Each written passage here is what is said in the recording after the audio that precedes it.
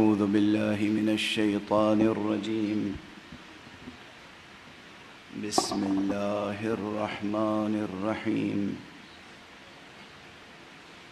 الحمد لله رب العالمين، والصلاة والسلام على أشرف الخلائق أجمعين، سيدنا وسيد الأولين والآخرين، حبيبنا وحبيب إله العالمين، إمام المرسلين وخاتم النبيين، شفيع المذنبين ورحمة للعالمين، أبي القاسم المصطفى محمد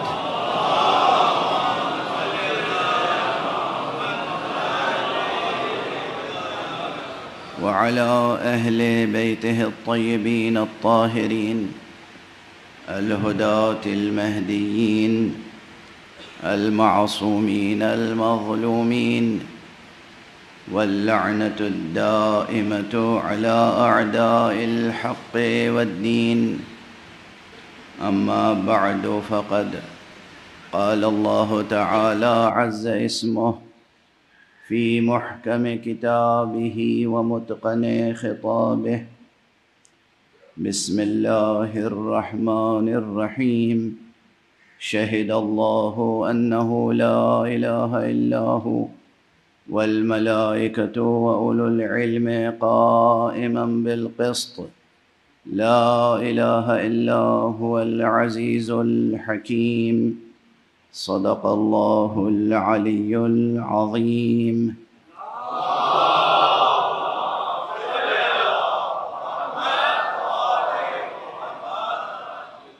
ایک اور بلند تر صلوات.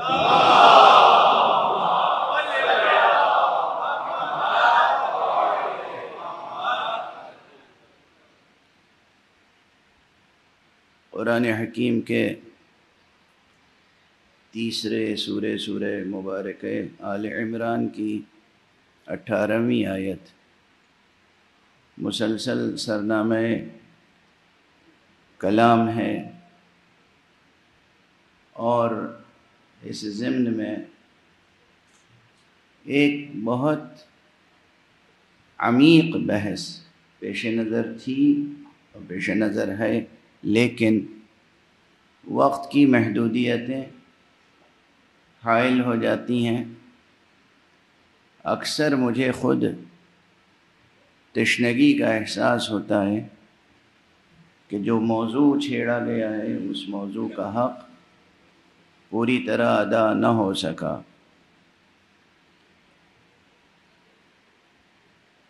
توحید کا مضمون بجائے خود بے کرا ہے،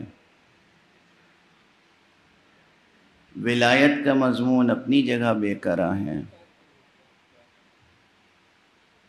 عنوان قائم کیا تھا میں نے شہادت حق اور ولایت حسین، لیکن نہ شہادت حق کا پورا بیان ہو سکا، نہ ولایت حسین کے مضمون کا آغاز ہو سکا، اور وقت گزر گیا. آج بزم میں مجلس میں ہمارے عزیز خاطر جناب حجت الاسلام والمسلمین مولانا سید شہنشاہ حسین صاحب نقوی بھی تشریف فرما ہیں.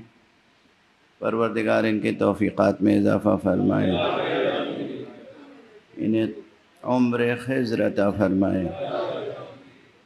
اور میں اسی ممبر سے بہت پہلے ان کے تعلق سے عرض کر چکا ہوں، پروردگار مومنین کو توفیق کرامت فرمائے کہ ان کے وجود سے زیادہ استفادہ کر سکیں، اور ان کے دست و بازو اس طرح مضبوط فرمائے کہ یہ امت کی خدمت کر سکیں.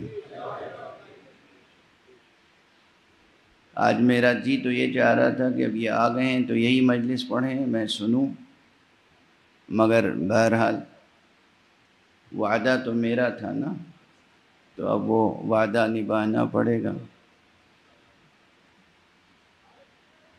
جو مضمون رہ گیا ہے اسے اجمالاً عرض کر سکوں گا. آج آخری مجلس ہے اس عزا خانے کی اس عشرے میں. عرض مطلب سے پہلے ایک ضروری تمہید ہے جو گزارش کرنی ہے. قرآن مجید کی کسی بھی آیت میں صرف ظاہری معنی نہیں ہوتے. بارشاد پیغمبر صلی اللہ علیہ وآلہ وسلم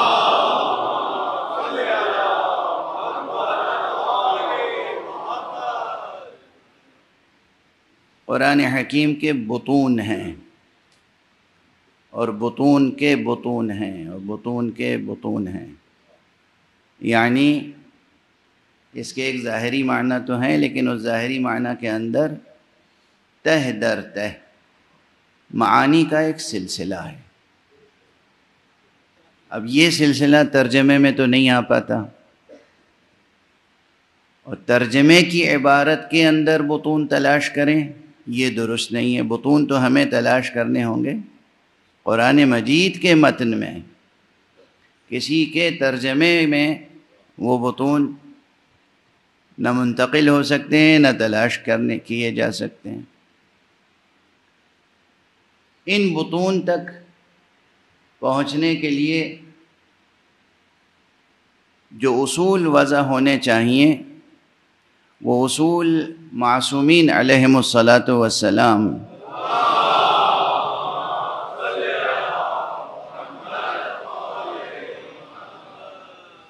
کے ارشادات میں موجود تو ہیں، لیکن عام مفسرین نے ان اصول سے استفادہ نہیں کیا. اب جو بظاہر اس کا مضمون ہے میں تقریباً روزانہ عرض کر رہا ہوں کہ گواہی دی اللہ نے یا گواہی دیتا ہے اللہ خود کہ کوئی معبود برحق نہیں ہے سوائے اس کے، اور ملائکہ گواہی دیتے ہیں اور وہ گواہی دیتے ہیں کہ جو سروران کشور علم ہیں. اور پھر تاکیدی جملہ آخر میں آتا ہے کہ کوئی نہیں ہے معبود برحق سوائے اس کے کہ جو عزیز ہے اور حکیم ہے. جب میں نے پہلی محرم کو گفتگو شروع کی تھی تو خیال تھا کہ غالباً عزیز اور حکیم تک کچھ عرض کر سکوں گا، کیونکہ اسماء الہیہ کی بھی اپنی کیفیت ہے، اسماء الہیہ کی اپنی تجلیات ہیں. اور قرآن مجید میں دیکھیں کبھی کوئی ایک اسم ہوتا ہے تنہا، العزیز، الحکیم، الرحمن، الرحیم، اور کہیں اسماء ترکیب کے ساتھ آتے ہیں. جیسے اس آیت میں ہے العزیز الحکیم. اب یہ دو اسم نہیں ہیں، دو مل کے ایک ہو گئے ہیں. یہاں پر یہ ترکیب اسماء اور اصطلاح عرفانی میں تناقح اسماء اور ازدواجیت اسماء، یہ سب وہ اصطلاحیں ہیں، وہ مفاہیم ہیں جو بہت گہرے اور عمیق و عریق ہیں، اور اس کو چھیڑنے کے لیے اور بیان کرنے کے لیے ظاہر ہے کہ ایک مستقل سلسلہ چاہیے. اب صرف العزیز کو لے لیں تو کہیں پر آیا ہے قرآن مجید میں العزیز الرحیم، کہیں العزیز الحکیم، العزیز الکریم مثلا، اور خود حکیم کا فقرہ دوسرے اسماء کے ساتھ. یہ جو ترکیب ہے اسماء کی، اس میں ایک نیا باب کھل جاتا ہے، مفہوم کا بھی تأثیر کا بھی. جیسے عزیز حکیم ایک الگ تاثیر ہے اس کی، العزیز العلیم اب وہ تاثیر الگ ہوگی اس کی، اور مفہوم الگ ہوگا، ایک دنیا الگ ہے، ایک عالم الگ ہے. العزیز الحکیم کا عالم اپنی جگہ، العزیز العلیم بالکل مختلف عالم ہے، العزیز الرحیم بالکل مختلف عالم ہے. تو یہ جو بحث ہے بے کرا بحث ہے اپنی جگہ، اور اس کا آغاز بھی نہ کر سکا میں. اب صرف عنوان قائم کر کے جا رہا ہوں انشاءاللہ جو اہل مطالعہ ہیں وہ اسماء الہیہ کا مطالعہ کریں گے۔ بہرحال اس وقت جو وقت کے دامن میں جتنی گنجائشیں عرض کی جا سکتی ہیں باتیں، اس میں سے ایک تمہید ضروری ہے کہ آپ کے سامنے عرض کر دوں، اور وہ یہ ہے کہ قرآن مجید کا ایک تو ترجمہ ہوتا ہے۔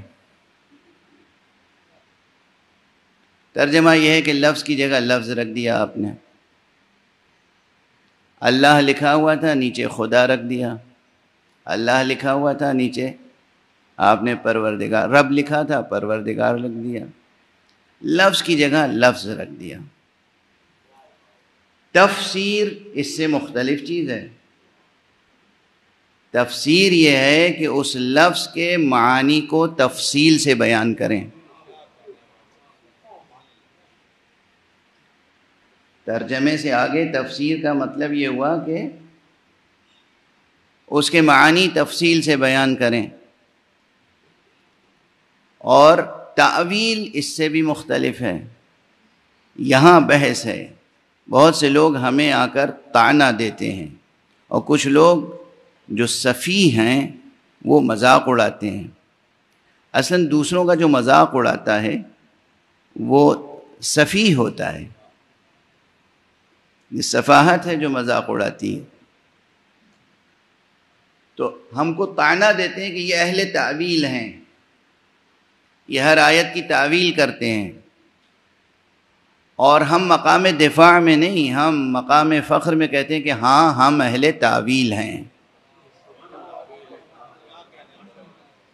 ہم اہل تعویل ہیں۔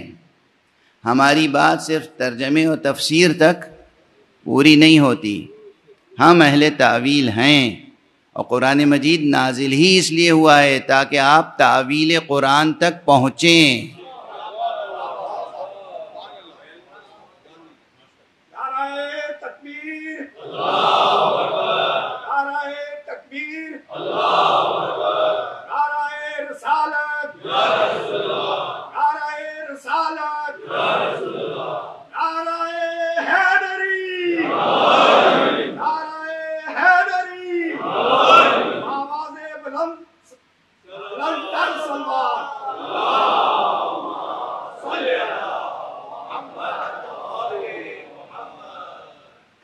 ہم آہنگ طور پر شایان شان طریقے سے ایک اور صلوات ارشاد فرمائیں۔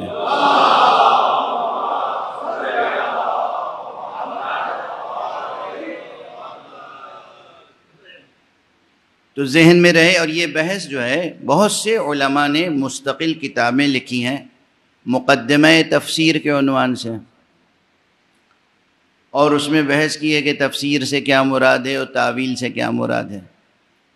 اس فقیر نے تقریباً اس موضوع پر کم از کم تو 110 سے زیادہ کتابیں پڑھی ہوں گی، صرف اس موضوع پر، صرف اس ایک موضوع پر، کہ تفسیر کے قواعد کیا ہیں، اصول تفسیر کیا ہیں، اور تفسیر و تعویل میں فرق کیا ہے۔ لیکن خود میری تشنگی باقی رہی، یعنی ان کتابوں سے آسودگی نہیں ہوئی، اور اس کے بعد پھر مزید غور و فکر کا سلسلہ جاری رہا، تو میں جس نتیجے تک پہنچا خود قرآن مجید کی روشنی میں اور احادیث معصومین علیہم الصلاۃ والسلام کی روشنی میں،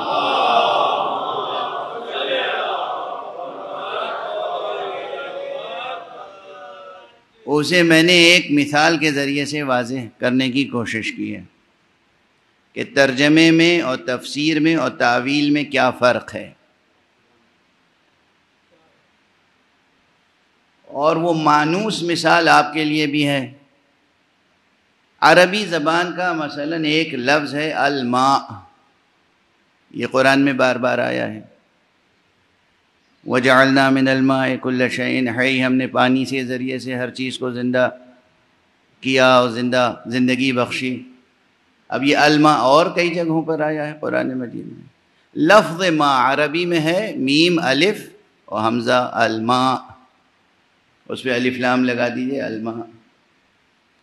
اس کا جب ترجمہ کرنا ہوگا تو بس ایک لفظ ہوگا، پانی. اب اس کے بعد تفسیر کی کیا گنجائش ہے یہاں پر؟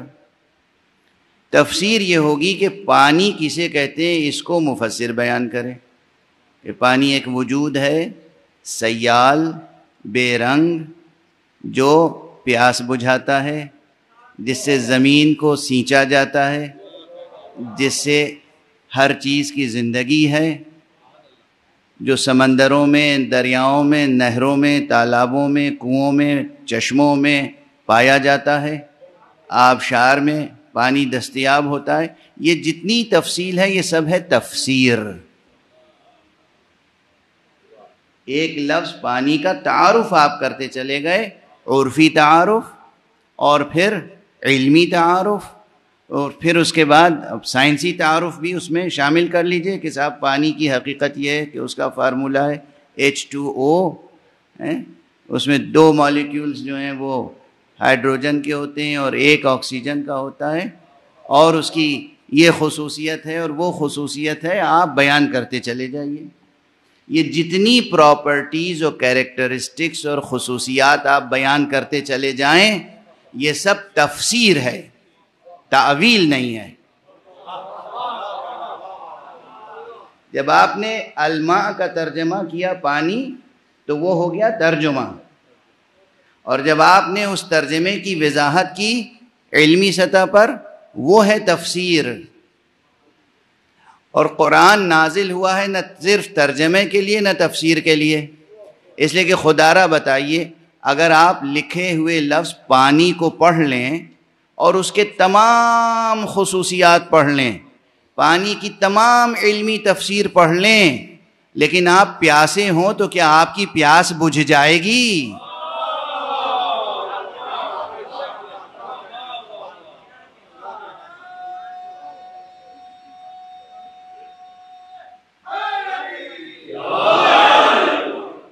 واضح ہوئی؟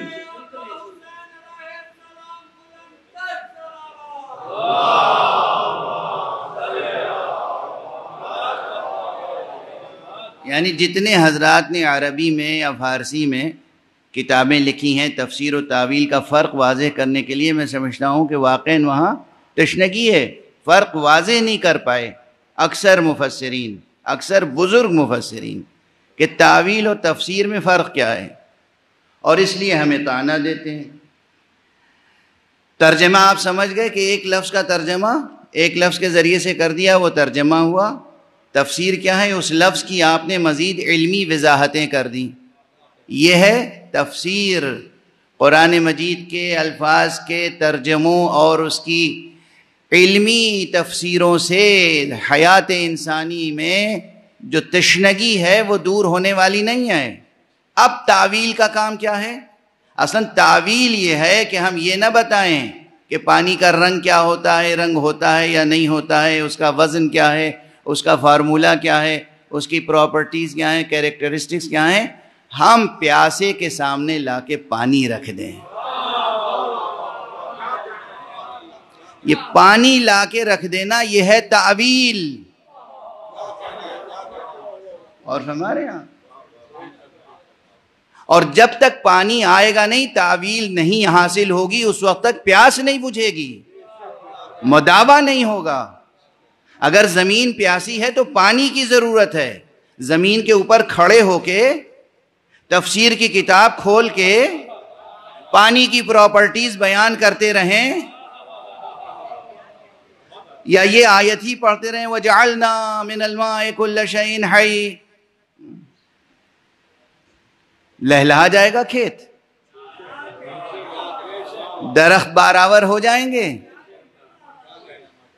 نہ درخت بارآور ہوں گے، نہ کھیت لہلہائے گا، نہ آپ کے جگر کی پیاس بجھے گی جب تک حقیقتاً پانی مل نہ جائے. یہ پانی کا حاصل ہونا تعویل ہے. اسی لیے قرآن مجید میں جہاں جن حقائق کا بیان ہوا ہے آپ تفسیر کرتے رہیے. جیسے پہلے میں مثال ولایت کی دے دوں کہ ولایت کا بیان قرآن مجید میں ہے. یہ تو آپ حضرات کے ذہنوں میں ہوگا نا، اس فقیر کا پرانا جملہ ہے کہ قرآن مجید کا موضوع کیا ہے؟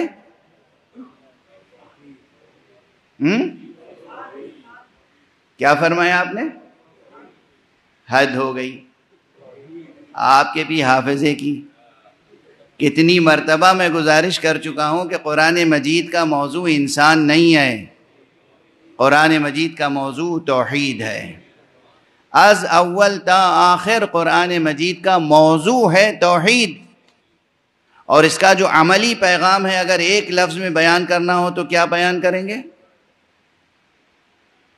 دیکھیے آج وہ کلاس روم والی بات ہو گئی بھائی، جب میں بیان کر چکا ہوں اور مکرر بیان کر چکا ہوں، پورے قرآن مجید کا اگر ایک لفظ میں پوچھا جائے کہ اس کا موضوع کیا ہے، سبجیکٹ کیا ہے، تو بس ایک لفظ میں جواب ہے توحید۔ اور اگر یہ پوچھا جائے کہ پورے قرآن مجید کا عملی پیغام ایک لفظ میں بیان کیجئے تو وہ ہے تقوی۔ پورا عملی پیغام ایک لفظ میں سمٹ میں آئے گا تو ہوگا تقوی۔ اور پھر اگر پوچھوں، اور یہ کوئی پوچھے کہ پورے قرآن مجید سے مطالعہ کر کے بتائیے کہ قرآن مجید نے انسانی معاشرے کی تنظیم و تربیت کے لیے اور قیام حکم کے لیے، قیام حکومت کے لیے کون سا نظریہ، کون سا منصوبہ پیش کیا ہے، ایک لفظ میں بتائیے تو اس کا عنوان ہوگا ولایت۔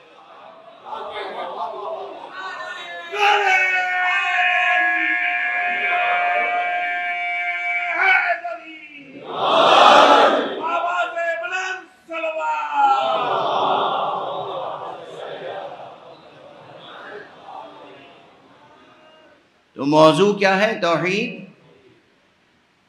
عملی پیغام کیا ہے؟ تقوی۔ نظام کیا ہے؟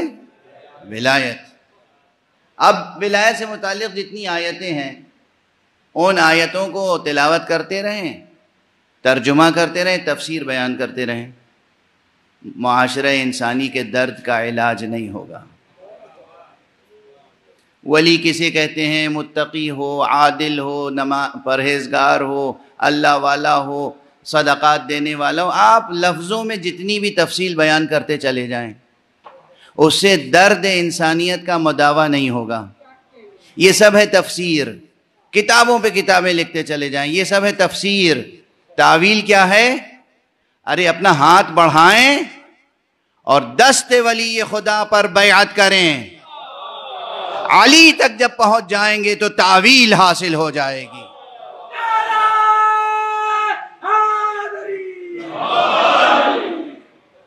تعویل یہ ہے کہ حقیقت تک پہنچ جائیں، جب تک حقیقت تک پہنچیں گے نہیں اس وقت تک تعویل کا کلمہ درست نہیں ہوگا۔ واضح ہے یہ بات؟ وقت ایک تو تاخیر سے مجلس آج شروع ہوئی ہے اور وقت بھی تیزی سے گزرتا جا رہا ہے۔ اب یہ بحث چھیڑی کیوں میں نے، یہ تمہید کیوں قائم کی؟ قرآن مجید کے ہر کلمے کی ایک تفسیر ہے، ایک تعویل۔ خود یہ آیہ شہد اللہ، شہد اللہ، یہ شہادت ایک لفظ ہے، ترجمہ کر دیجئے۔ پھر شہادت کیسی ہوتی ہے اور کیسے دی جاتی ہے اور کیسے قائم ہوتی ہے، وہ سب بیان کرتے رہیے۔ یہ ہے تفسیر۔ تعویل کیا ہے اس کی؟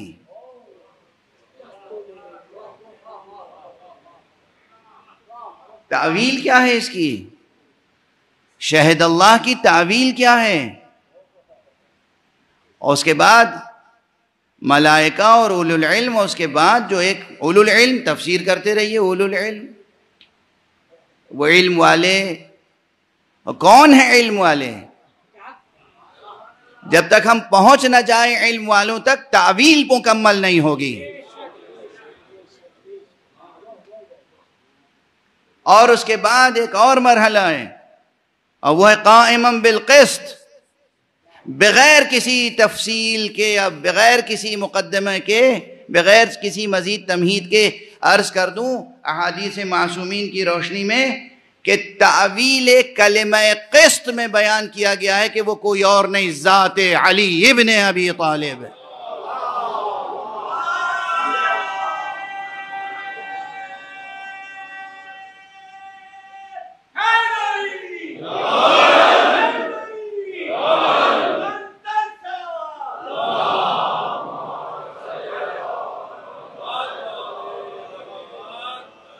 ہاں یہ بات آسانی سے سمجھ میں نہیں آئے گی، لیکن یہ یاد رکھیے گا کہ امیر المومنین علی ابن ابی طالب علیہ الصلاۃ والسلام کے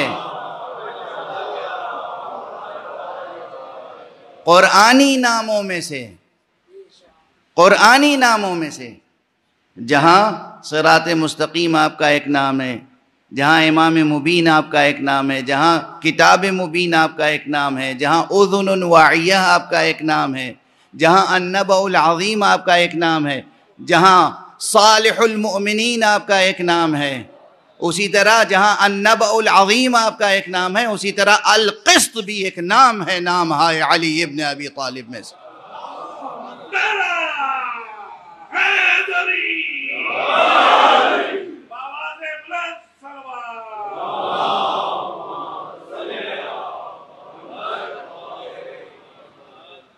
بہت بلند ہے یہ مقام، نہیں پہنچ سکتا ہر ذہن، ہضم نہیں کر سکتے۔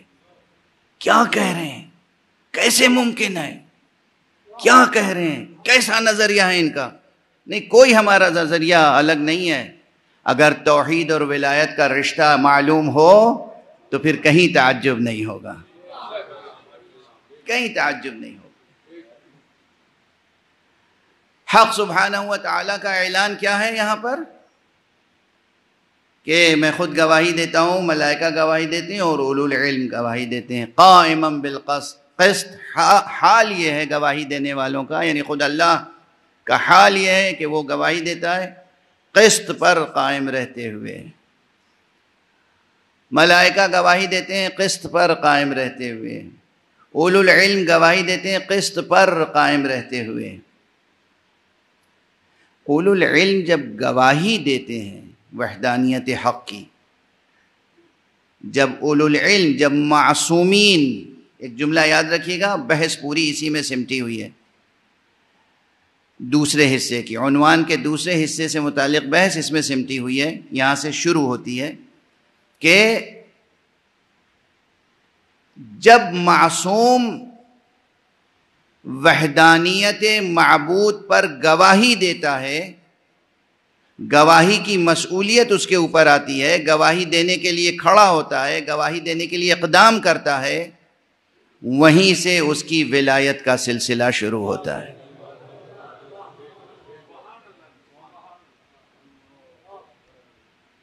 اب عام حضرات کے پاس گواہی، وہ ولایت کا کیا مفہوم ہے، وہ کیا تصور ہے، وہ الگ ہے۔ اس آیت کی روشنی میں جب اولو العلم یعنی معصوم جب حق سبحانہ و تعالیٰ کی وحدانیت کی گواہی دیتا ہے اور گواہی کے لیے قیام کرتا ہے، وہیں سے اس کی ولایت کی بنیاد پڑتی ہے۔ اساس ولایت معصوم حق سبحانہ و تعالیٰ کے لیے وحدانیت کی شہادت ہے۔ یہ جملہ یاد رکھیے گا، تفصیل تو پھر اب ممکن نہیں ہے کہ آج کی مجلس میں عرض کر سکوں، الا یہ کہ کچھ مثالیں عرض کر دوں۔ مثال جب بھی میں عرض کرتا ہوں تو کوشش یہ ہوتی ہے کہ مثالیں معصومین علیہم الصلاۃ والسلام کی حیات طیبہ سے تو دی جائیں، مگر ہماری اور آپ کی روزمرہ کی زندگی سے بھی مربوط ہوں۔ یہ تمام پیغام توحید، مضمون ولایت، مضمون شہادت، یہ سب ہماری عملی اور اخلاقی زندگیوں سے جڑے ہوئے مضامین ہیں۔ جب تک اسے ایک ذہنی مضمون سمجھیں گے، زندگی میں رشد اور نشو و نما اور ترقی و ارتقاء کا سلسلہ قائم نہیں ہوگا۔ انسان کو بحیثیت انسان ترقی کرنی ہے تو وہ صرف مفاہیم کے ذریعے سے نہیں ہو سکتی، مصادیق کے ذریعے سے ہوگی۔ عملی زندگی میں ہم کس طریقے سے شہادت حق پیش کر سکتے ہیں؟ اب ہمیشہ یہ تھوڑی ہے کہ میدان جنگ آراستہ رہتا ہے اور ہمیشہ کفار و مشرکین سے جنگ رہتی ہے اور آپ جنگ کرنے کے لیے جائیں اور قتل ہو جائیں تو شہادت قائم ہو. نہیں، ہمیشہ ایسا نہیں ہوتا ہے. اور دعا ہے کہ ہمیشہ ایسا نہ رہے. دعا ہے یہ کہ دنیا میں امن اور سلامتی قائم رہے. کوشش کرنی چاہیے، دعا کرنی چاہیے کہ دنیا میں امن اور سلامتی کا ماحول قائم رہے، صلح و آشتی کا ماحول قائم رہے. تو پھر ہم اپنی روزمرہ کی زندگی میں شہادت کس طرح پیش کر سکتے ہیں؟ یہ مضمون بھی غور طلب ہے یا نہیں؟ ہمیں شہادت حق پیش کرنی ہے. یہ شہادت حق بہت آسان ہو گئی کل کی طرح گفتگو. اللہ سبحانہ و تعالیٰ کے احکام پر عمل، یعنی جب آپ نماز پڑھتے ہیں تو نماز وہ شے ہے کہ بجائے خود آپ 3 چیزوں کی گواہی نماز میں دے دیتے ہیں.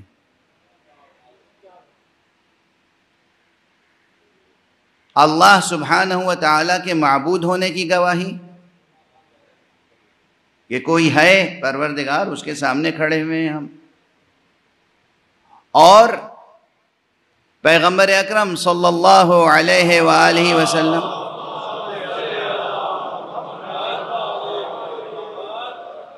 کی نبوت کی گواہی بھی دے دیتے ہیں. یعنی ہمارا وہ عمل خود گواہ ہے.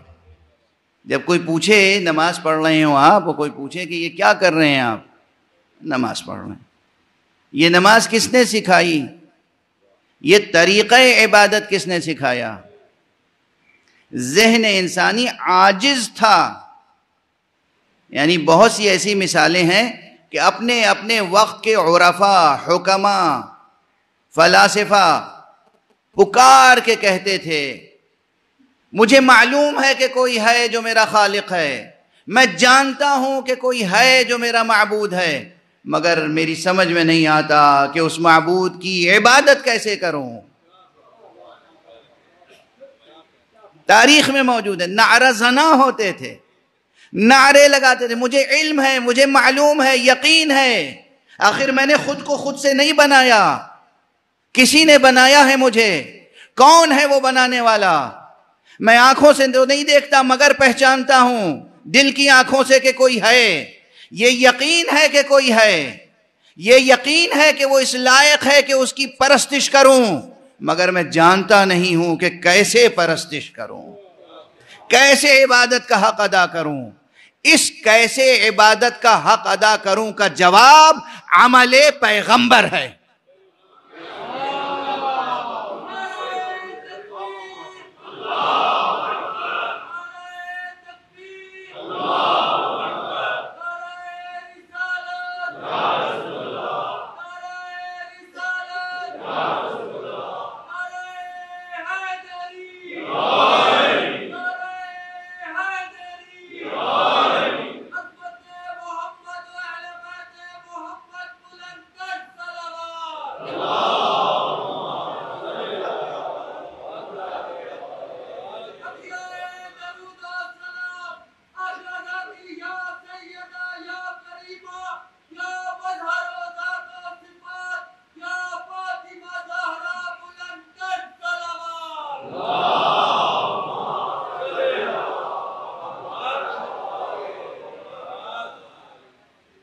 یہ ایک عمل جو ہے سراپا، یہ پورا عمل تکبیرۃ الاحرام سے لے کر سلام تک، یہ عمل خود گواہ ہے کہ آپ رسالت کی گواہی دے رہے ہیں. محمد رسول اللہ صلی اللہ علیہ وآلہ وسلم.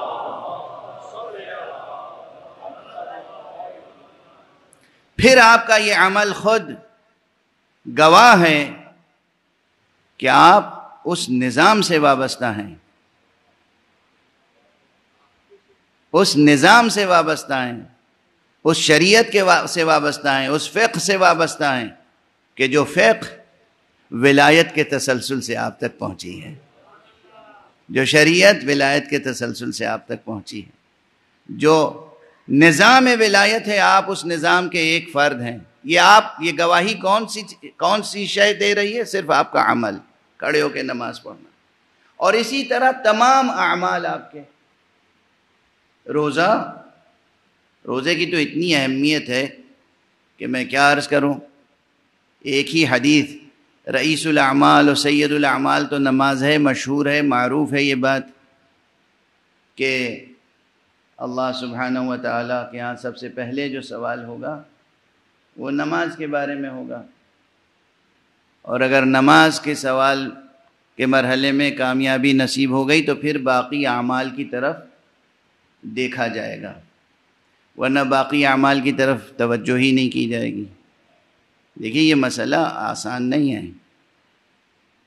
قیام صلاۃ، اقامہ صلاۃ یہ بہت بڑا مسئلہ ہے، اور نماز سنگین ہے۔ یہ 3 رکعت نماز اور 2 رکعت نماز اور 4 رکعت نماز جو 3 منٹ، 2.5 منٹ، 5 منٹ، 7 منٹ میں ہو جاتی ہے، لیکن کتنی گراں ہے۔ یہ بات خود قرآن نے کہہ دی ہے، خود قرآن نے بتا دیا ہے۔ قرآن مجید کی آیت ہے جہاں کہا گیا ہے کہ وَاسْتَعِينُوا بِالصَّبْرِ وَالصَّلَاةِ وَإِنَّهَا لَكَبِيرَةٌ إِلَّا عَلَى الْخَاشِعِينَ۔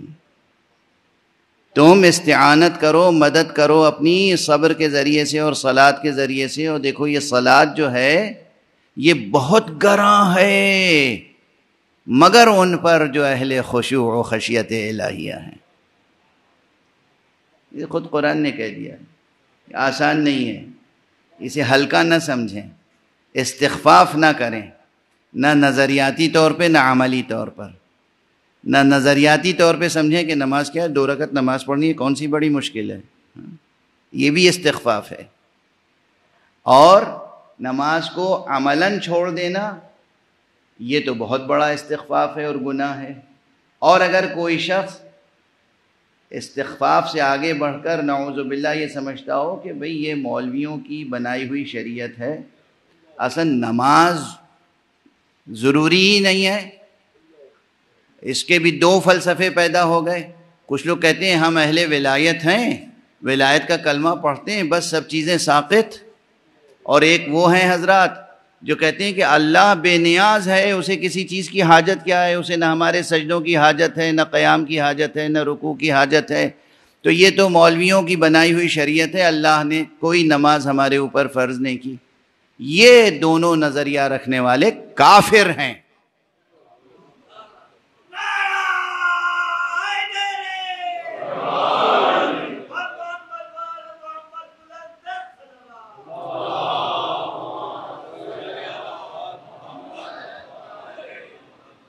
ضروریات دین کا انکار کفر ہے۔ جو چیزیں ثابت ہوں کہ اللہ کی طرف سے ہیں، قرآن میں ہے، سیرت مصطفیٰ میں ہے، سیرت ائمہ میں ہے، ضروریات دین میں سے ہے، ضروریات دین کا انکار انسان کو کافر بنا دیتا ہے۔ تو نماز کی عظمت اپنی جگہ۔ دوسرے نمبر پہ آپ ذکر کرتے ہیں روزے کا۔ روزہ رکھنا بھی عملاً شہادت ہے، یہ شہادت ہے، آپ کی طرف سے شہادت ہے کہ ہاں ایک معبود ہے۔ شہادت یعنی آپ جب روزہ رکھتے ہیں تو گواہی دیتے ہیں کہ میں معبود برحق کو تسلیم کرتا ہوں، اس کی اطاعت کرتا ہوں۔ اور یہ روزہ رکھ کر گواہی دینا یہ بہت عزیز ہے پروردگار کو۔ اس کے لیے جو حدیث قدسی ہے وہ بہت حیرت انگیز ہے۔ فرمایا گیا ہے کہ الصوم لی وانا اجزی بہ۔ اب یہ اجزی کا کلمہ جو ہے اسے 2 طرح سے پڑھنے والوں نے پڑھا ہے، کچھ کہتے ہیں اجزی اور کچھ کہتے ہیں اجزا۔ جو عرفاء ہیں ان کا مسلک یہ ہے کہ یہاں اجزا پڑھا جائے۔ دیکھیے حرف وہی ہے، الف جیم زے اور آگے وہ الف اس طرح لکھا ہو، یہ ہے کہ اسے آپ الف بھی پڑھ سکتے ہیں اور یہ بھی پڑھ سکتے ہیں۔ اب بتائیے اجزی پڑھیں یا اجزا؟ یہ فیصلہ نہیں ہوگا نا جب تک کہ کتاب کے علاوہ کوئی معلم کتاب بھی نہ ہو۔ اسی لیے یہ بالکل غلط فارمولہ ہے کہ کتاب کافی ہے۔ کہیں پر بھی کتاب کافی نہیں ہے، ہو ہی نہیں سکتی، کتاب کافی نہیں ہے۔ ہمارے والد ماجد مرحوم و مغفور بچپن میں نجف اشرف میں جب تربیت کرتے تھے اور ہم لوگوں کو حدیث پڑھاتے تھے تو وہ کہتے تھے کہ دیکھو ایک بات یاد رکھنا، یہ صرف کتابیں اٹھا کے حدیث پڑھ لو اور نقل کرنے لگو، ایسا کبھی نہیں کرنا۔ ایسے علماء کے سامنے زانو ادب طے کرنا جو دہن بدہن دہن بدہن دہن بدہن معصوم تک ان کا سلسلہ حدیث و روایت قائم ہو، اس لیے کہ وہ بتا سکتے ہیں کہ معصوم نے عجزی کہا تھا یا عجزہ کہا تھا۔ لکھے ہوئے کاغذ پر اس کلمے کو پہچان نہیں سکو گے کہ عجزی ہے یا عجزہ، واضح ہے؟ تو بہرحال اب دو مسلک ہو گئے، ایک نے عجزی پڑھا اور ایک نے عجزہ۔ دونوں میں نکتہ یہ ہے، اللہ سبحانہ و تعالیٰ فرماتا ہے الصوم لی، روزہ میرے لیے ہے اور میں ہی اس کی جزا دوں گا، یہ ایک ترجمہ ہوا۔ اور دوسرا ترجمہ بہت عجیب و غریب ہے، الصوم لی، روزہ میرے لیے ہے، وَأَنَا أُجْزَى بِهِ، اور اس کی جزا میں خود ہوں۔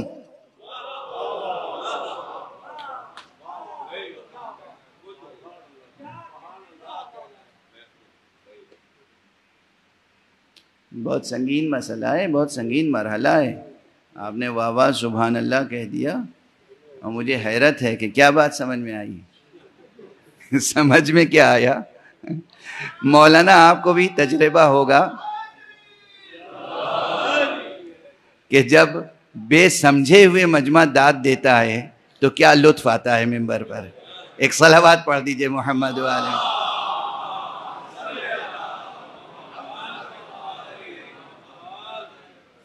ہمیں تو بہت تجربہ ہے اس کا، ایک اور صلوات پڑھ دیجئے محمد۔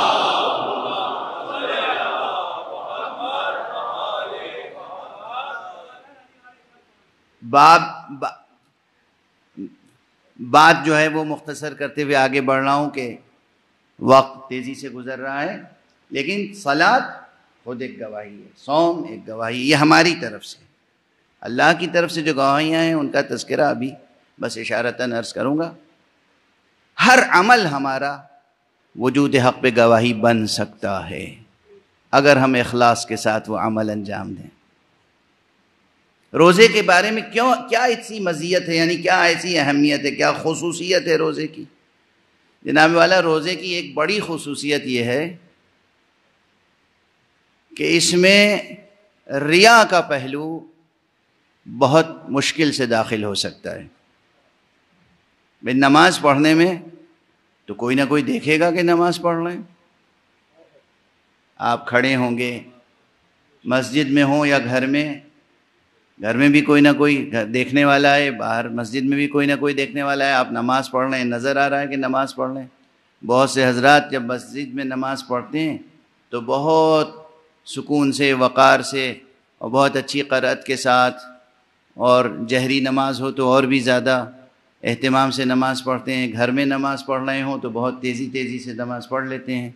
یہی فرق آ جاتا ہے کہ مزاج میں چھپا ہوا کہیں پر ریاکاری کا جذبہ ہے تو صحیح، ہے تو صحیح، یعنی غیر محسوس طور پر ریا کہتے ہیں دوسرے کو دکھانا، دکھا کر عمل کرنا۔ یہ مرض بہت عام ہے، اس مرض سے جو بچ جائے وہ ہے مومن صالح، مومن کامل۔ اس لیے کہ خود قرآن مجید کی اصطلاح میں، قرآن مجید کی زبان میں، قرآن مجید کی تعریف میں ریا دراصل شرک ہے۔ یاد ہے، ہو گئی نا سنگین بات؟ ریا شرک ہے۔ کس کو شریک کر رہے ہیں؟ نماز تو پڑھ لیں اللہ کے لیے، وہ اپنی بہترین قرأت جس کو سنا رہے ہیں اس کو بھی تو شریک کر لیا آپ نے، جس کو عمل دکھا رہے ہیں وہ بھی تو شریک ہو گیا، تو عمل آپ کا کیا ہوا؟ ضائع، برباد۔ نتیجہ کیا ملا؟ کبھی صفر اور کبھی الٹا عقاب، عتاب، عذاب۔ اگر صفر ہو جائے تو کم سے کم یہ ہے کہ عتاب، عقاب، عذاب. تو ریاکاری کسی بھی عمل میں ہو، عزاداری میں کیوں نہ ہو. عزاداری عبادت ہے یا نہیں؟ اب اگر عزاداری میں ریاکاری شامل ہو جائے بتائیے تو کس کے لیے ہو رہی ہے عزاداری؟ اللہ کے لیے، امام حسین کے لیے، یا لوگ دیکھیں کہ میں کتنا گریہ کرتا ہوں، لوگ دیکھیں کہ میں کیسا سخن فہم ہوں، کیسی داد دیتا ہوں، لوگ دیکھیں کہ میں کیسے نعرے لگاتا ہوں، لوگ دیکھیں کہ میں کیسی خطابت کرتا ہوں، لوگ دیکھیں مانے میرا لوہا کہ میں کیسی نکتہ آفرینی کرتا ہوں. جہاں میرے اندر یہ جذبہ پیدا ہوا کہ لوگ دیکھیں اور سمجھیں تو صحیح، مانے تو صحیح مجھے کہ میں کیسا بڑا عظیم خطیب ہوں، کیسی نکتہ آفرینی کرتا ہوں، وہیں کیا ہوا؟ کہاں گیا عمل؟ واضح ہے؟ کچھ زیادہ ہی سنگین ہو گئی بات. تو ایک صلوات پڑھ کے اسے پرلطف کر لیں.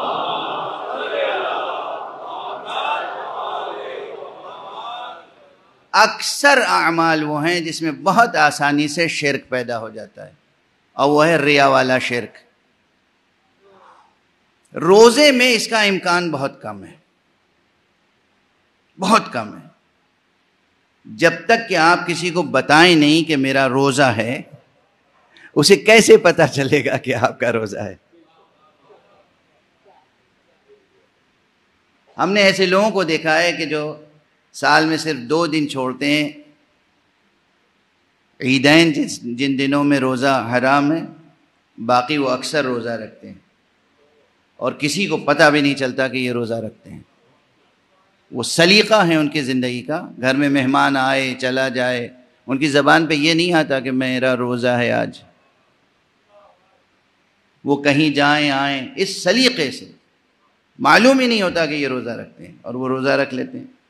اور بعض حضرات جب روزہ رکھتے ہیں تو پھر سب سے پہلے تو یہ کیفیت ہوتی ہے کہ گھر والوں کے اوپر ایک قیامت برپا ہوتی ہے.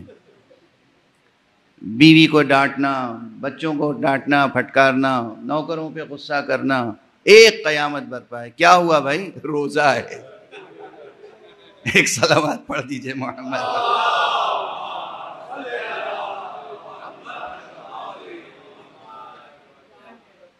اب مجھے نہیں معلوم یہاں بیٹھے ہوئے کتنے بچے روزے جھیل چکے ہیں بزرگوں کے.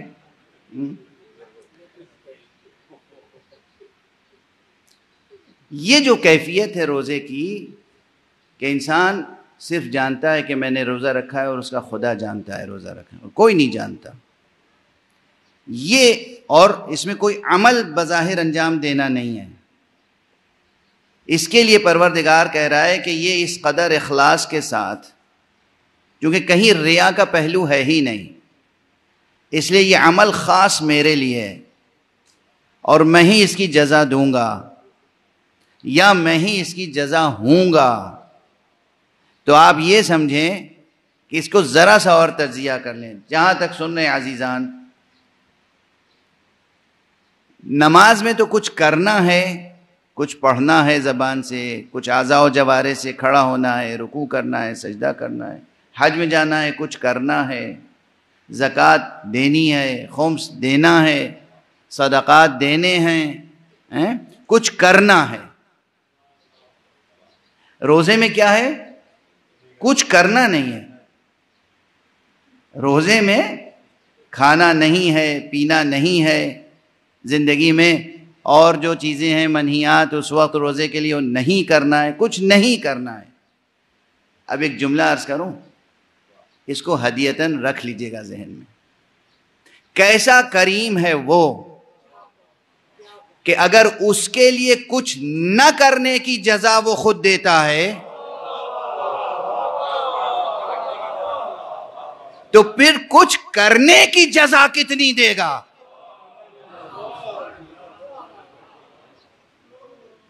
توجہ ہے، اس کا لطف، اس کا کرم، اس کی مہربانی، اس کی فیاضی، اس کی سخاوت، اس کی داد و دہش کا عالم سمجھ میں آیا؟ اگر کوئی کام اس کے لیے نہیں کیا تو کیا جزا ہے؟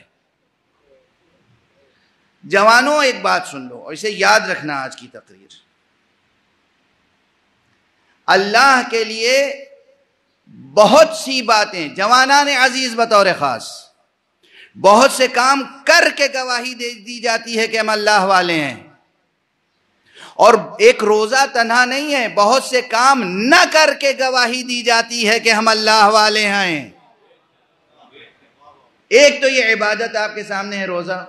کچھ نہیں کرنا ہے، دل میں نیت ہے کہ میں روزہ رکھنا ہوں شریعت اسلام کے مطابق فجر سے لے کر مغرب تک قربتاً الی اللہ.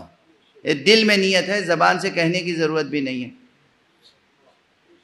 یعنی جملہ بھی کہنے کی ضرورت نہیں ہے، یعنی زبان کو بھی حرکت دینے کی ضرورت نہیں ہے، یہ لبوں کو جنبش دینے کی ضرورت نہیں ہے. تو کچھ بھی نہیں کرنا ہے، عہد ہے، عزم ہے، قصد ہے، عمل قلبی ہے کہ خدا کے لیے ہمیں روزہ رکھنا ہے.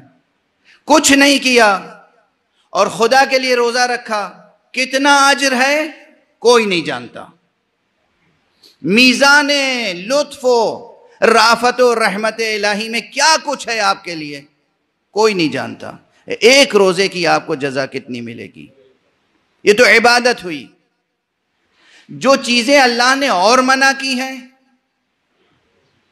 اگر واقعاً خدا کی خاطر، خدا کو یاد رکھتے ہوئے کسی گناہ کے کرنے کا موقع ہے، کوئی دیکھنے والا نہیں ہے، کوئی پکڑنے والا نہیں ہے، کوئی الزام دھرنے والا نہیں ہے، بس آپ ہیں، تنہائی ہے اور گناہ کرنے کا موقع میسر ہے اور آپ خدا کی خاطر نہ کریں،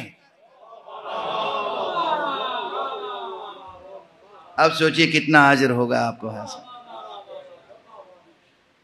اسی لیے ذکر کے مراحل میں یہ ایک اہم مرحلہ کہا جاتا ہے کہ ذکر کے معنی کیا ہے؟ یاد الہی. اور وہ جو ذکر خفی ہے، وہ ذکر خفی اور ذکر اخفا، وہاں مرحلہ یہ آتا ہے کہ ایسی یاد الہی قائم ہو دل میں کہ جو چیزیں محرمات ہیں، جن چیزوں کے لیے اللہ نے منع کر دیا ہے. مثالیں دوں گا تو بہت وقت گزر جائے گا. قدم قدم پر مثالیں ملتی ہیں، سفر میں، حضر میں، کہ جناب والا جہاں وطن میں تھے وہاں تو سب سمجھتے تھے کہ بہت متقی پرہیزگار ہیں. میں نے اپنی آنکھوں سے دیکھا ہے، بہت محلے میں لوگ سمجھتے تھے یہ شخص بہت متقی ہے، پرہیزگار ہے، شریف ہے، دیندار ہے، اللہ والا ہے. فلائٹ میں ایک ساتھ سوار ہو گئے ہم اور وہ، تو دیکھا کہ فلائٹ میں جو سرو کیا جا رہا تھا مشروب حرام، اطمینان سے لے کے انہوں نے نوش فرما لیا، چونکہ وہاں محلے کے دیکھنے والے موجود نہیں تھے. وہاں یہ یاد نہیں آیا کہ خدا موجود ہے، خدا نے منع کیا ہے، اس لیے ہم اسے نہ کریں. اور ہمارے ہاں یہ اپنی آنکھوں سے دیکھا ہوا منظر ہے. انہیں احساس نہیں تھا کہ میں دیکھ رہا ہوں، مجھے علم ہے، اور وہ نوش فرما رہے تھے، بادہ نوشی کر رہے تھے. تنہائی ہو، گناہ کرنے کا موقع میسر ہو، تمام اسباب و وسائل مہیا ہوں، کوئی آپ کو ٹوکنے والا نہ ہو، اس وقت نہ کریں خدا کے لیے. پھر دیکھیے کتنا اجر دیتا ہے، وہ کتنا اجر دیتا ہے. اس کے معجزات ہیں موجود. یہ بہت سے واقعات ہیں کرامات اولیاء میں کہ خدا کی خاطر انہوں نے ایک گناہ نہیں کیا تو اللہ نے انہیں ولایت کا درجہ عطا کر دیا. خدا نے کہا یہ میرے دوستوں میں سے ہے، یہ میرے چاہنے والوں میں سے ہے. کیوں؟ میری خاطر اس نے نہیں کیا. تو بہت سی گواہیاں قائم ہوتی ہیں خدا کی خاطر نہ کر کے آپ کی طرف سے. کوئی پوچھے آپ کا انگریز دوست ہے، مغربی دوست ہے، پڑھا لکھا آدمی ہے، اور آج کے مغربی پڑھے لکھوں کے آداب کیا ہیں معلوم ہے؟ محرمات میں مبتلا ہونا تو ایک شرف ہے ان کے لیے، اور مشروب پینا تو بہت ہی عام بات ہے، خوش ذوقی کی علامت ہے۔ اگر آپ رائٹر ہیں، ادیب ہیں، شاعر ہیں، صحافی ہیں، تو پھر تو کئی جواز حاصل ہیں۔ اس وقت بھی آپ کو یہ یاد رہے کہ اللہ سبحانہ و تعالی نے یہ حرام قرار دیا ہے، اور اس کی خاطر سے نہ پئیں، نہ کریں کوئی بھی عمل ہو۔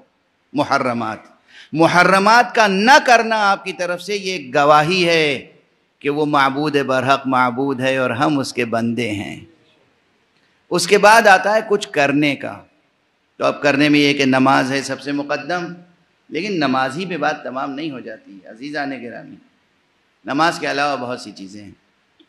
اور یہاں پر چونکہ ایک پیغام بھی مجھے دینا ہے، مجھ سے مقرر کہا گیا، اور میں خود اس ادارے کو پسند کرتا ہوں دل سے، ان کے ادارے کے کام کرنے والوں پر اعتماد ہے مجھے ہر اعتبار سے، ان کی علمی صلاحیت، عملی صلاحیت، دیانتداری سب میرے سامنے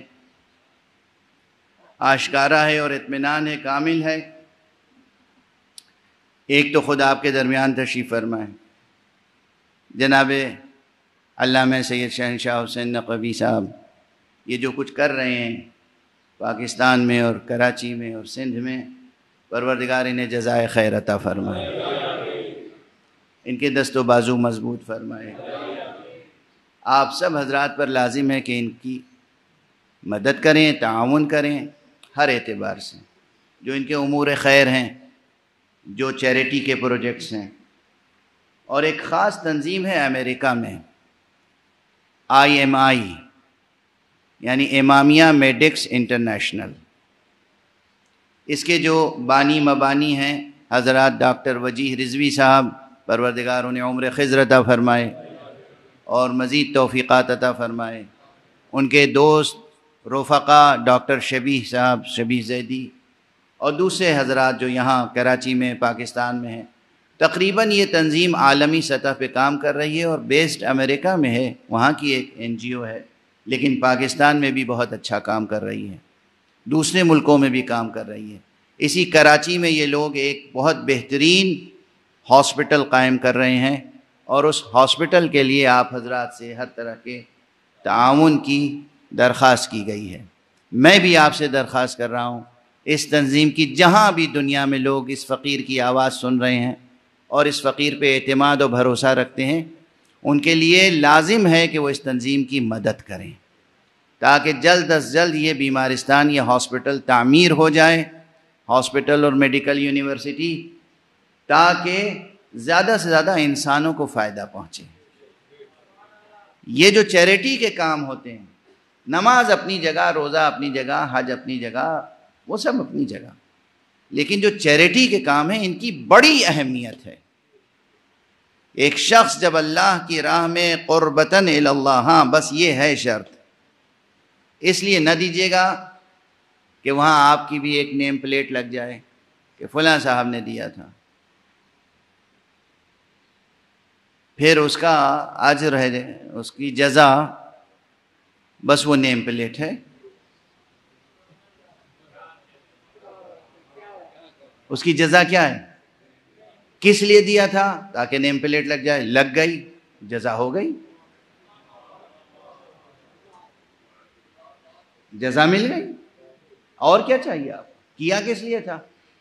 اسی لیے دیا تھا نا کہ آپ کا نام جو ہے روشن ہو، وہ نام روشن ہو گیا سنہری حرفوں میں۔ اور اگر یہ ان کا کام ہے کہ دینے والوں کے نام لکھیں نہ لکھیں، یہ ان کا کام ہے، آپ کا دینے کا ارادہ اور دینے کی نیت یہ ہونی چاہیے کہ آپ کو اس کی جزا حضرت حق سبحانہ و تعالی سے لینی ہے۔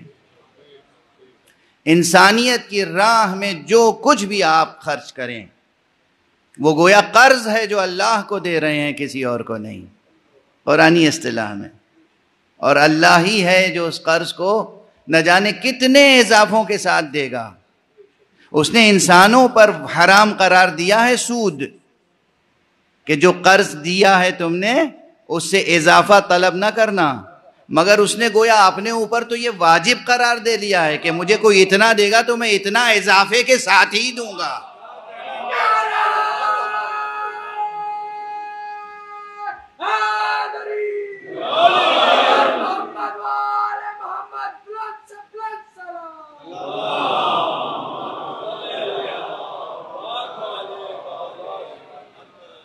وقت تمام ہو گیا، وقت تمام ہو گیا، لیکن چند جملے اور عرض کروں گا.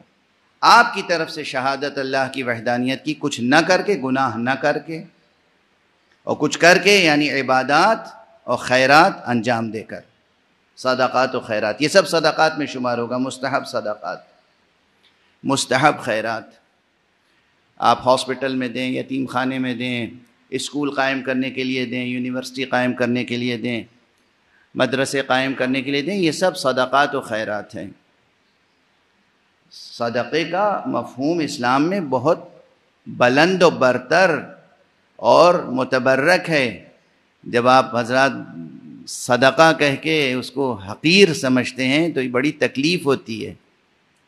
صدقہ اللہ کی راہ میں جو دیا جاتا ہے وہ بہت نفیس اور برتر ایک حقیقت ہے. اب میں اس طرف آگے بڑھوں کہ جب معصوم قائم کرتا ہے شہادت تو اس کی کیا کیفیت ہوتی ہے. معصوم خود اپنے وجود سے، اپنی ذات سے گواہ بنتا ہے وحدانیت حق پر. جتنی فضیلتیں ہیں وہ اس جملے میں سمٹ کے آتی ہیں. دو جملے یاد رکھیے گا. پہلا جملہ کیا کہا تھا میں نے کہ جیسے ہی معصوم شہادت حق کو کا تحمل کرتا ہے، حمل کرتا ہے، اٹھاتا ہے، وہ بار شہادت اٹھاتا ہے، پرچم شہادت، پرچم توحید اٹھاتا ہے، وہیں سے اس کی ولادت کی بنیاد بنتی ہے، وہیں سے اس کی ولایت کی بنیاد پڑتی ہے. اور جب وہ اپنی ذات سے وحدانیت معبود پر گواہ بن جاتا ہے خود بذات خود، اسی میں اس کے تمام فضائل، مناقب، معجزات، کرامات پوشیدہ ہوتے ہیں. کیسے کوئی معصوم گواہی دیتا ہے کہ معبود برحق ایک ہی ہے؟ انبیاء کو جو معجزے دیے جاتے ہیں وہ کس لیے؟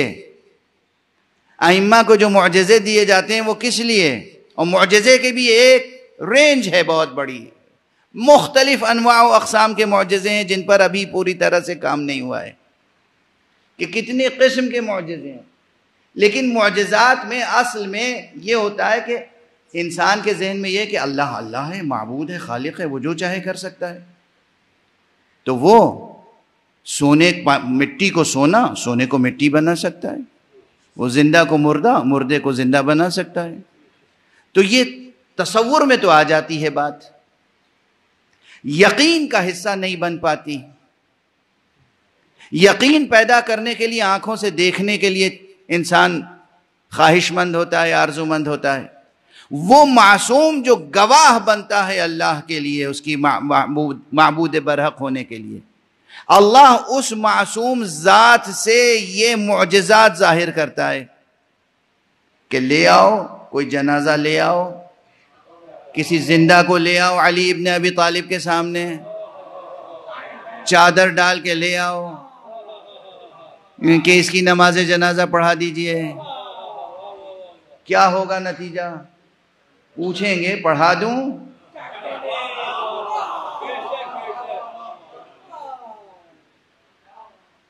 اور جب آپ نے کہہ دیا کہ پڑھا دوں، ادھر علی کہیں گے بنیت و بارادہ نماز جنازہ، تو نماز جنازہ تو جنازے ہی پر ہوگی.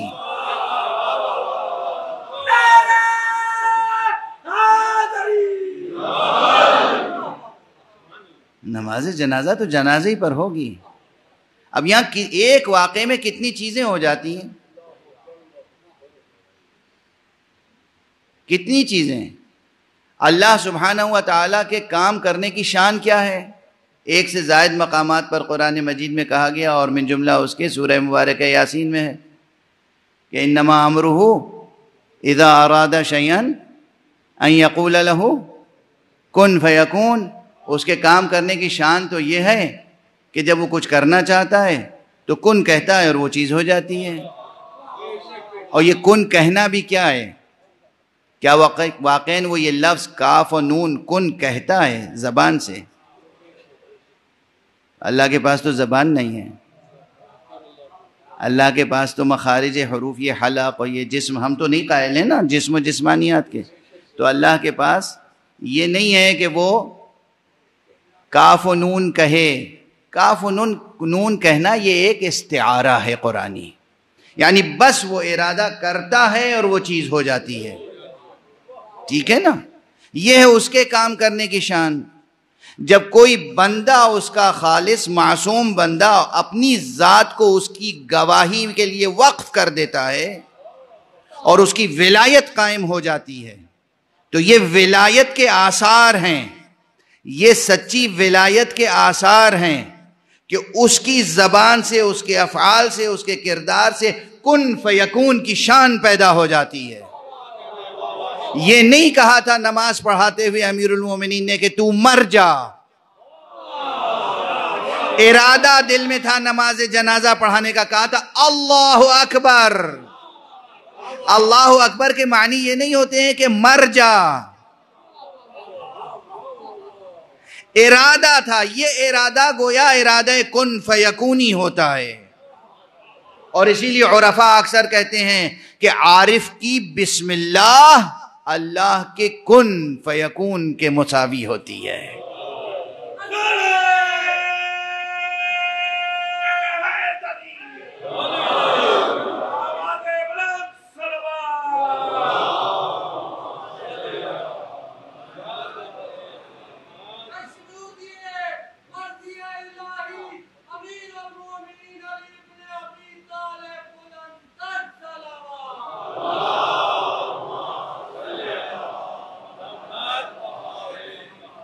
جتنے معصومین کے معجزات ہیں، اب ایک پہلے علی کا معجزہ سن لیا آپ نے، ایک دوسرے علی کا معجزہ یہ بھی سنا ہوا ہے، آپ کا سب سنے ہوئے ہیں کہ آنے والا آیا اور اس کے دل میں کوئی خیال تھا، ذہن میں کوئی خیال تھا، یا اس کی زوجہ کے ذہن میں کوئی خیال تھا، آپس میں مکالمہ ہوا تھا کہ بھئی تم تو ہمیشہ مولا کے لیے اپنے ہدیے لے جاتے ہو، کبھی تمہارے مولا نے تمہیں کوئی ہدیہ نہیں دیا.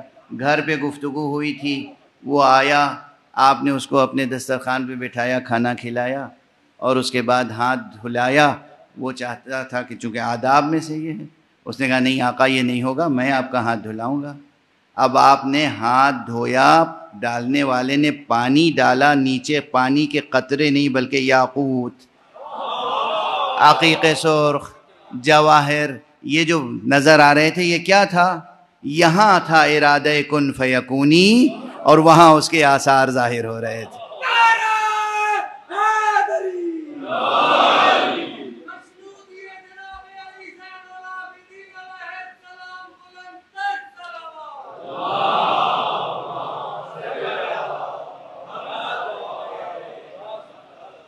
اچھا اب دوسرے علی کا سن لیا، تیسرے علی کے بھی سن لیجئے. واقعہ مشہور ہے کہ جناب وہ قالین کے اوپر ایک شیر کی تصویر بنی ہوئی تھی، تو تصویر کو وجود بخش دینا کس کا کام ہے؟ لیکن ایک ارادہ کن فیکونی.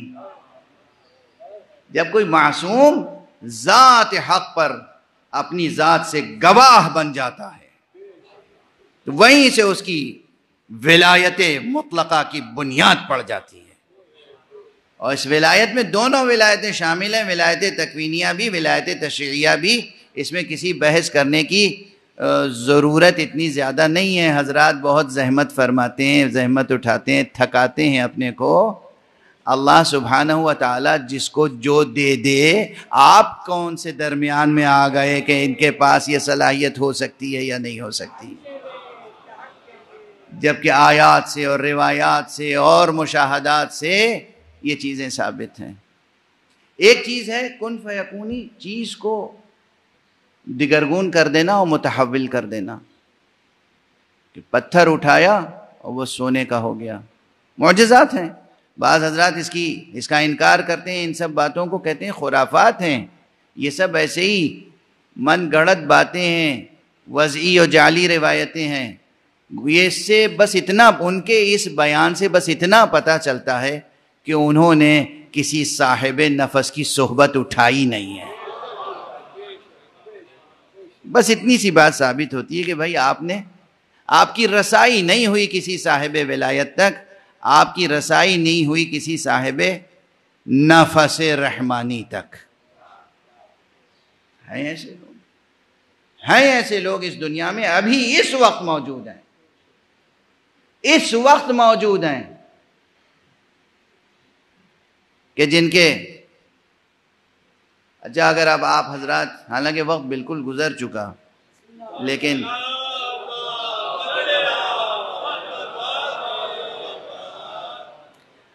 یہ تو اب واقعہ اور یہ حکایت مشہور ہو گئی ہے.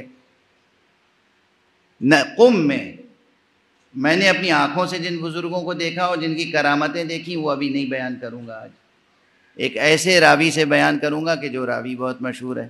آیت اللہ مصباح یزدی مجتہد تھے، فقیہ تھے، اور فلسفہ ان کا امتیاز تھا. فلسفی مشہور تھے، عارف تھے، صاحب سیر و سلوک تھے. اس فقیر کو ان کی بزم میں باریابی نصیب تھی. انہوں نے یہ واقعہ نقل کیا اور اب تو وہ بہت مشہور ہو گیا ہے کہ قم میں ان کے بزرگوں میں ایک بزرگ تھے. اب چھڑ گئی ہے بات تو عرض کر دوں، حالانکہ وقت گزرتا جا رہا ہے. اس وقت موجودہ حضرات میں یہ کمالات موجود ہیں. ان کے بزرگوں میں ایک بزرگ تھے، اور یہ زمانہ چونکہ ان کے بزرگوں میں تھے تو گویا اب یہ سمجھیے کہ آج سے تقریباً 80 برس پہلے یا 90-100 برس پہلے کا، 70 برس پہلے کا زمانہ ہوگا. اس وقت تک قم میں اتنی ترقی نہیں ہوئی تھی جو آج ہے. جلدی بازار بند ہو جاتے تھے، جلدی بجلیاں خاموش ہو جاتی تھیں، یہ الیکٹریسٹی بھی نہیں تھی. وہ زمانے کی وہ لالٹینیں اور وہ چراغ و شمع، اور جو لوگوں کی یعنی ایک قصبہ سا تھا گویا قوم. تہران پھر بھی چونکہ پائے تخت تھا تو ترقی یافتہ تھا. تہران سے کچھ مومنین برابر زیارت کے لیے قوم آتے تھے. تو ایک قافلہ ایسا آیا، مختصر سا قافلہ تھا لیکن پھر بھی اس میں کوئی 20-22 افراد تھے. وہ تہران سے آیا قوم زیارت معصومہ کے لیے.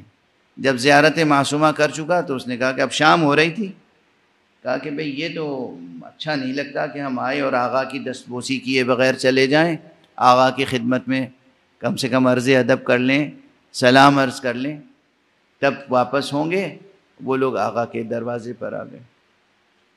دروازہ کھٹکھٹایا، انہوں نے دروازہ کھولا، دیکھا کہ وہ دوست ہے جو اکثر یعنی ارادت مند، عقیدت مند، بھروسے کا انسان، مومن، محترم. ان کا تشریف لائیے. کہا نہیں آقا، بس ہم دروازے پر سے عرض ادب کر کے واپس جائیں گے، ہمارے ساتھ اس وقت بہت سے لوگ ہیں. اب ان کے اخلاق کا کیا تقاضا تھا؟ کہا کہ نہیں ایسے نہیں ہو سکتا، تشریف لائیے. آپ تہران سے آئے ہیں، دور سے آئے ہیں، دوسرے شہر سے آئے ہیں، تشریف لائیے. دیکھیے یہ اخلاق اسلامی ہے، یہ اخلاق اسلامی ہے. اخلاق اسلامی یہ نہیں ہے کہ دروازے پر سے آپ کسی کو واپس کر دیں، یہ کہہ کے کہ جناب آپ میری زیارت کے لیے آئے تھے تو زیارت تو ہو گئی، خدا حافظ. اخلاق اسلامی یہ ہے کہ انہوں نے دروازہ کھولا، کہا نہیں آئیے تشریف لائیے. وہ لوگ بیٹھے رہے. اب ظاہر علماء کی ایک شان اور ہوتی ہے جو ان پہ فرض ہے، مستحب ہے. فرض کا معنی مستحب مؤکد، ان کے وظائف میں سے. جب کوئی ملنے آئے تو وہ معلوم ہے وہ اگر جاہل ہے، سادہ انسان ہے، اہل مطالعہ نہیں ہے تو وہ کیا سوال کرے گا. اگر کوئی ضروری سوال ہوگا تو کرے گا، اور نہیں ہے کوئی ضروری سوال اس کے ذہن میں تو کیا خاموشی رہے گی. پھر ان پر فرض یہ ہے کہ اپنی طرف سے کچھ قال اللہ قال رسول اللہ، کچھ اخلاق، کچھ موعظت کی باتیں سنائیں تاکہ آنے والا کچھ روحانی تبرک لے کر جائے. چنانچہ انہوں نے کچھ چیزیں بیان کی. اب تھوڑا سا وقت اور گزر گیا. اب غیرت یہ ہے کہ صاحب یہ آئے ہیں تو بغیر تواضع کے کیسے چلے جائیں گے. گھر میں گئے اور اپنی اہلیہ سے پوچھا کہ بھئی کچھ ہے، یہ مہمان جو آئے ہیں. انہوں نے کہا کچھ بھی نہیں ہے، 2 روٹیاں ہیں، ایک آپ کی ایک میری. کہا اچھا. اب سن لیجئے گا اسے، اور اب بھی جا کے جستجو کیجئے گا تو قم میں، مشہد میں اور نجف میں، کربلا میں ایسے افراد اب بھی مل جائیں گے۔ کہا اچھا بی بی ایسا کیجئے کہ ایک ایسا کپڑا لے آئیے جو کبھی استعمال نہ ہوا ہو، جسے ہم لوگ کہتے ہیں کورا کپڑا۔ کورا کپڑا کوئی ہو تو لے آئیے ایک ٹکڑا۔ وہ کورا کپڑا لے کے آئیں، انہوں نے وہ مختصر سا سالن جو تھا، 2 روٹیوں کے ساتھ تھوڑا سا سالن جو کھانے کے لیے تھا، اس پتیلی پر اور اس روٹی پر وہ اس طرح سے کپڑا پھیلا دیا۔ اور اب جو اسم اعظم پڑھا، وہ اسم اعظم کیا تھا سن لیجئے۔ بس انہوں نے 3 مرتبہ اس طرح ہاتھ پھیرا، علی خیر البشر من ابا فقط کفر، علی خیر البشر من ابا فقط کفر، علی خیر البشر من ابا فقط کفر۔ اور اس کے بعد کہا کہ دیکھیے پر یہ کپڑا ہٹائیے گا نہیں، اس میں سے نکال کے دیتی جائیے۔ وہ 20-22 جتنے بھی مہمان تھے سب سیر ہو کے اس بروف کے یہاں سے جو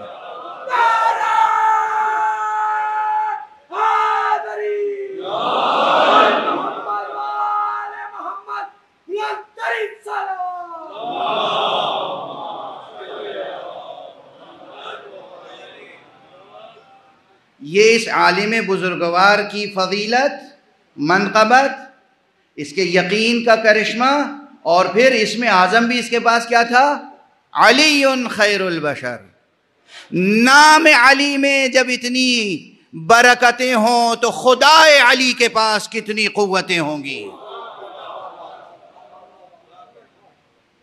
اور اس عالم بزرگوار کے ہاں کے اس واقعے سے اندازہ ہوتا ہے کہ دعوت ذوالعشیرہ میں کھانے کا انتظام کرنے کی ذمہ داری رسول نے علی کو کیوں دی تھی۔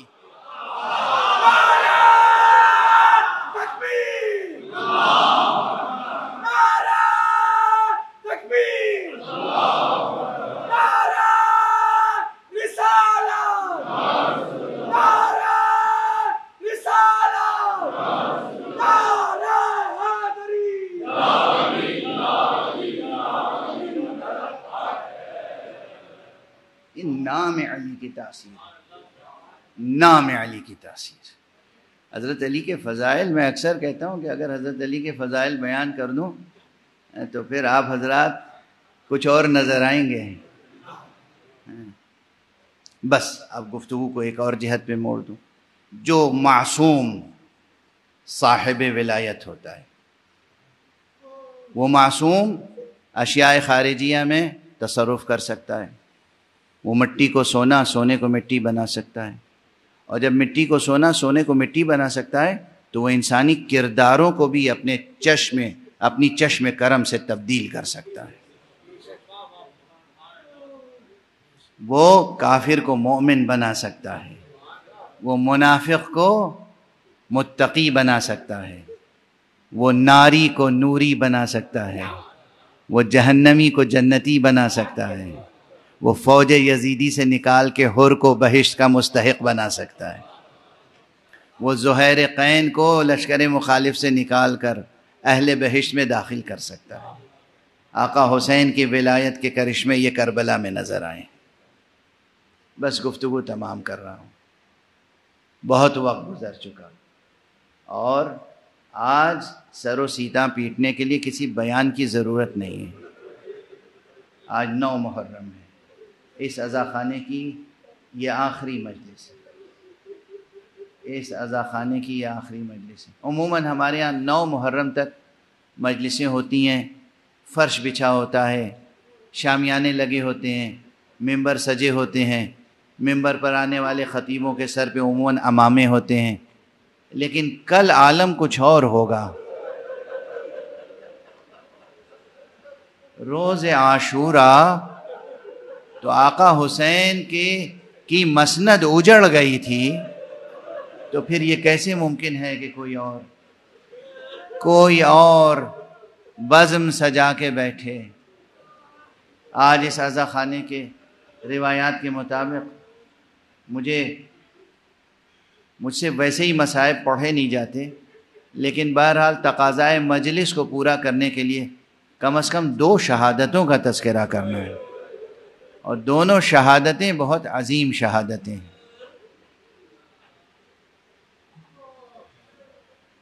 آقا حسین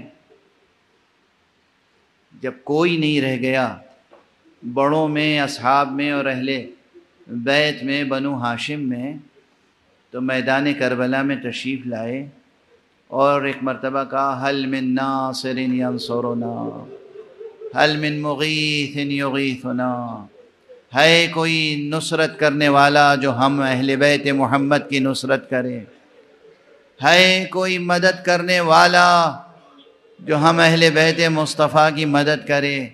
یہ فرما کے حجت تمام کر رہے تھے، حجت دشمنوں پہ تمام کر رہے تھے، لیکن جو سن رہا تھا ہر ایک پر حجت تمام ہو رہی تھی۔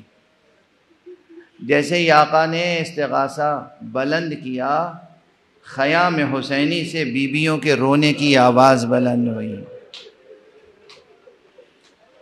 آقا دوبارہ در خیمہ پہ تشریف لائے، بہن کو آواز دی، بہن زینب ابھی تو میں رخصت ہو کے گیا ہوں، ابھی میں نے تلقین کی تھی دیکھو گریہ نہ کرنا، لیکن ابھی میں زندہ ہوں اور گریے کی آواز بلند ہے۔ بی بی نے کہا کہ بھیا آپ نے جیسے ہی آواز استغاثہ بلند کیا ہے، وہ بچہ جس نے 3 دن سے آنکھیں نہیں کھولی تھیں، وہ تڑپ کے اس نے اپنے آپ کو جھولے سے زمین پر گرا دیا۔ آقا حسین نے فرمایا ہاں بہن لاؤ اس بچے کو میرے حوالے کر دو۔ آقا کو علم ہے، آقا کو تو روز اول سے علم ہے کہ یہ بچہ بھی شہید ہوگا۔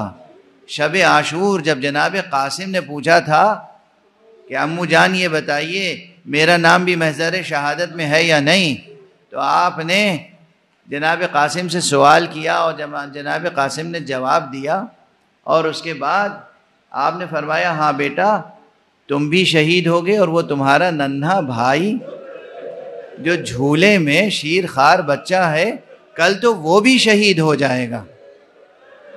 اجرکم علی اللہ، اجرکم علی اللہ، اجرکم علی اللہ۔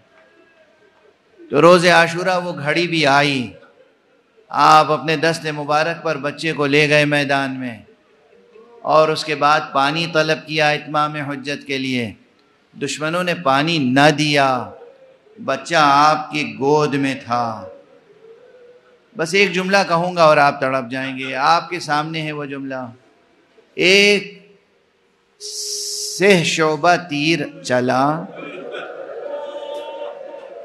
اور اس طرح اس نے چھماہے کے گلے کو چھیدا کہ بچے کا گلا بازوئے پدر سے پیوستہ ہو گیا، اور بچہ جو تڑپا تو اس نے اپنے ننھے ننھے ہاتھ بابا کے گلے میں ڈال۔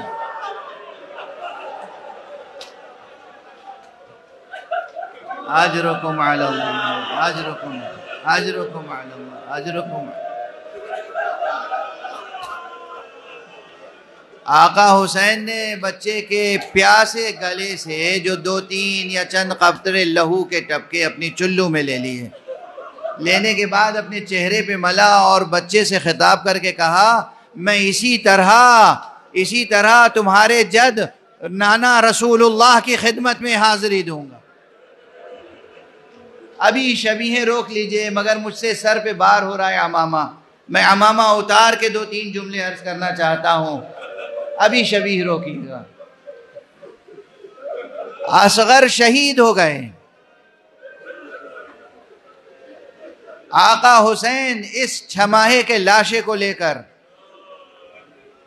خیمگاہ کی طرف بڑھے، چند قدم بڑھے پھر واپس آ گئے، پھر چند قدم بڑھے پھر واپس آ گئے۔ کیا تأمل تھا، کیا تفکر تھا، کس امر میں تردد تھا۔ بعض حضرات، یہ میرا پرانا جملہ ہے اور میں پھر دہرا رہا ہوں، بعض حضرات یہ کہتے رہے ہیں کہ حسین نے بہت سی قربانیاں پیش کی تھیں، مگر یہ قربانی ایسی سنگین تھی، ایسی وزین تھی، ایسی عظیم قربانی تھی کہ آقا حسین کو بھی تردد لاحق ہو گیا، اضطراب لاحق ہو گیا۔ میں کہتا ہوں نہیں، تردد نہیں تھا، آقا کے پائے ثبات میں کوئی تزلزل نہیں تھا۔ حسین تو اس عظیم قربانی کو ہاتھ میں لے کر گویا ناز فرما رہے تھے، اور فرما رہے تھے چشم فلک دیکھ، یہ بار مصیبت بھی حسین اٹھائے ہوئے۔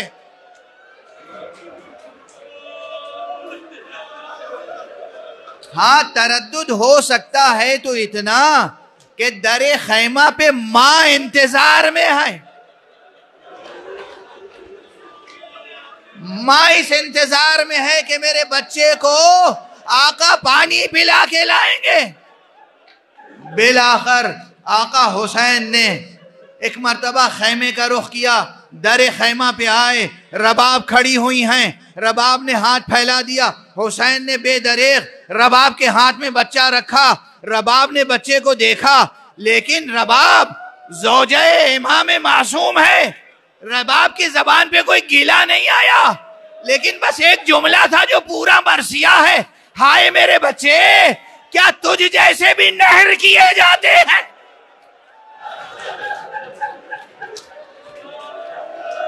یا بنائی امثلو کا ینہر، کیا تیرے جیسے بچے بھی نہر کیے جاتے ہیں؟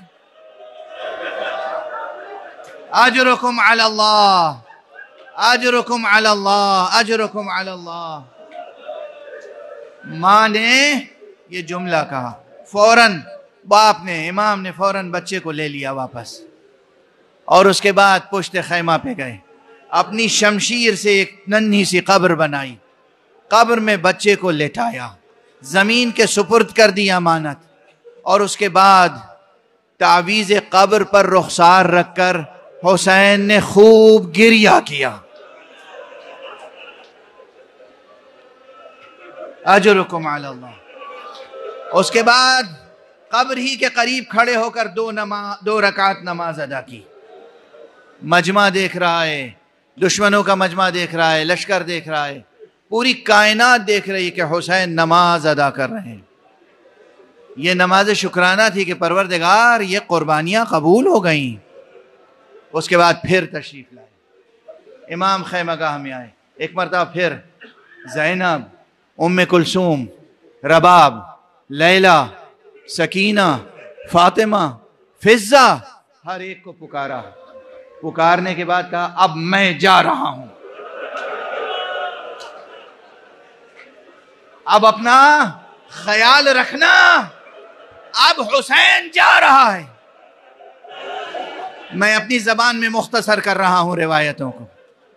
آئے امام نے شب عاشور 2 خیمے بنائے تھے، ایک خیمے میں ان لاشوں کو لاتے تھے جو بنی ہاشم کے لاشیں تھے، ایک بڑا خیمہ تھا فسطاط جسے کہتے ہیں، آج کربلا میں اس جگہ پر ایک مسجد بنی ہوئی ہے جسے مسجد فسطاط کہتے ہیں۔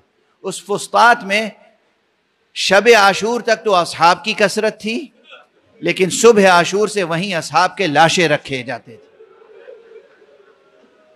روایت میں ہے یہ امام بہنوں سے رخصت ہو کر، اہل حرم سے رخصت ہو کر، بیٹے سید سجاد سے رخصت ہو کر اس خیمے میں گئے جس خیمے میں بنو ہاشم کے لاشیں تھے،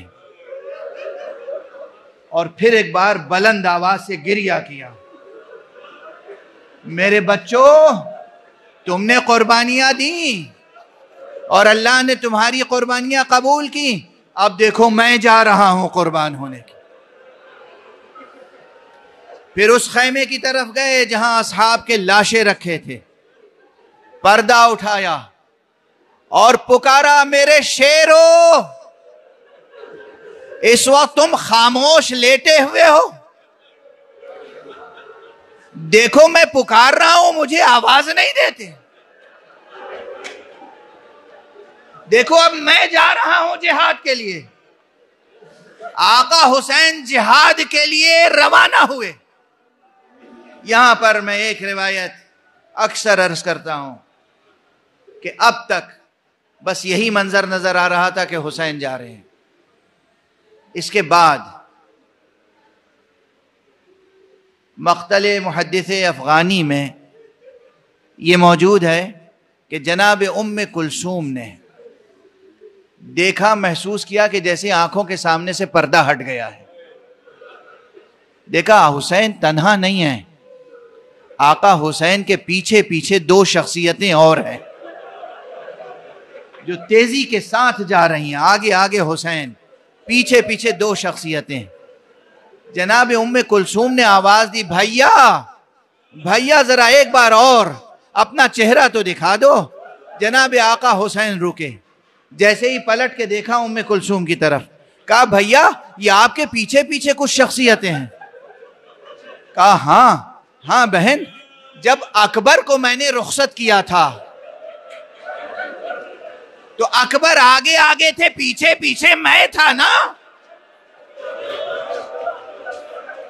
اب میں جا رہا ہوں، یہ میرے نانا ہے رسول اللہ، یہ میرے بابا علی ہے جو کہہ رہے حسین خدا حافظ، حسین خدا حافظ، حسین خدا حافظ. انا للہ و انا الیہ راجعون، رضا بقضائہ و تسلیم.